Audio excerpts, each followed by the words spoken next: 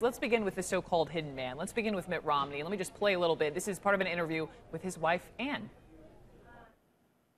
He loves his dad, respects his dad, doesn't want to do anything that would not make his father proud.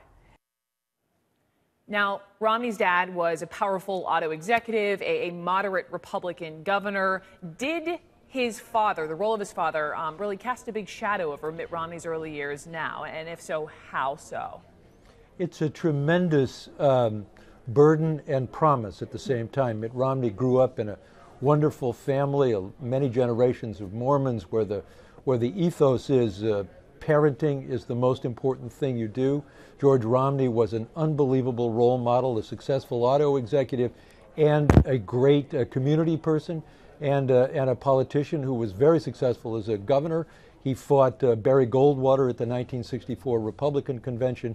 And Mitt had a very strong relationship with him, stronger than almost any of his other siblings. So it's really interesting to imagine what Mitt Romney must think about now. And we talked to Ann in our film, and we talked to many of the people around him, and they all said Mitt, as a Mormon, would believe that he'll see his father on the other side of what they call the veil, and that he knows the father will look at him and say, you know, Mitt, you did a good job.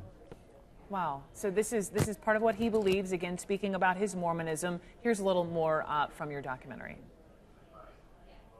Mitt Romney's been accused of flip-flopping, but on Mormonism he will never flip-flop. And yet in politics, he has often tried to keep that part of him behind the curtain. The backlash against... We know that Romney spent 2 years in France. I love how somebody wrote it up, the Sisyphean task of you know, not drinking, and of all places, Bordeaux, you know, which I chuckled from that as well. Very close brush with death as well. I mean, how did those years, Michael, how did that really shape him into who he is today? I think he was not a serious person when he went. He'd been at Stanford. He'd supported his father's pro-war, pro-Vietnam War stance by protesting the protesters, but that was about as close as he came to politics. I think by the time he gets to France and has that near brush with death, something happens to him. He becomes much more serious, and something else happens to him that has stayed with him. We saw it all last Wednesday night in the debate. He has so much rejection at the heart of the experience of the missionary endeavor is knocking on thousands of doors asking people to be Mormons. The last thing many people in France wanted was to see a couple of Mormon missionaries there. He learned, I think, to be a salesman and to handle rejection. He's had some rejection in his life. He's been a salesman all of his life since France. What's the one word, Michael, that you would use to sum up everything you learned about Mitt Romney's character? One word. One word, not ideological. That's 2 words, but we'll allow it. You're a journalist. Okay, ideologically, not ideological. Yeah, that's it. Early on, President Obama went by the name Barry, so he was Barry Obama. And Michael, in high school, he took part in something called the Choom gang in Hawaii. What was that? Well, Choom in Hawaii means marijuana.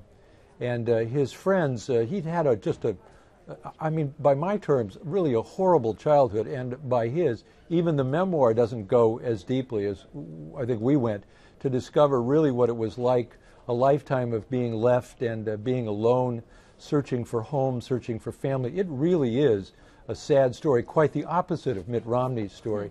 Well, Obama, by the time he gets to high school, is in a very nice, the best high school in Hawaii.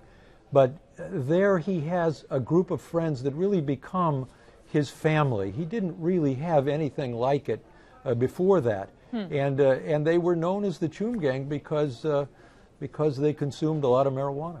Okay. You also found a lot of letters, journals written by young Obama. Tell me about them. He goes through a sort of existential crisis through his 20s, where he goes first to Occidental College in Los Angeles, and then comes to New York, where he walks the streets basically on and off for 4 years in a kind of monk-like existence, carrying Ralph Ellison's Invisible Man in his back pocket, trying to figure out who is he? Is he black? Is he white? What is he? Is he an orphan? You know, what kind of person is he? Looking for a community to be in. he comes up with the answer that, of course, will propel him to the White House. In the last year of that, moves on to Chicago and then Harvard Law School. But during that time, he forms a kind of theory, which is his big idea, what we call the national intention that he sold to all of us, starting with that speech in Boston. It's a fascinating idea that this guy, in the depths of despair, a real existential crisis, sorts it out and comes up with something that makes him the President of the United States. Michael, what's the one or two words to sum up Barack Obama's character? I think he's disappointed. Disappointed. Disappointed.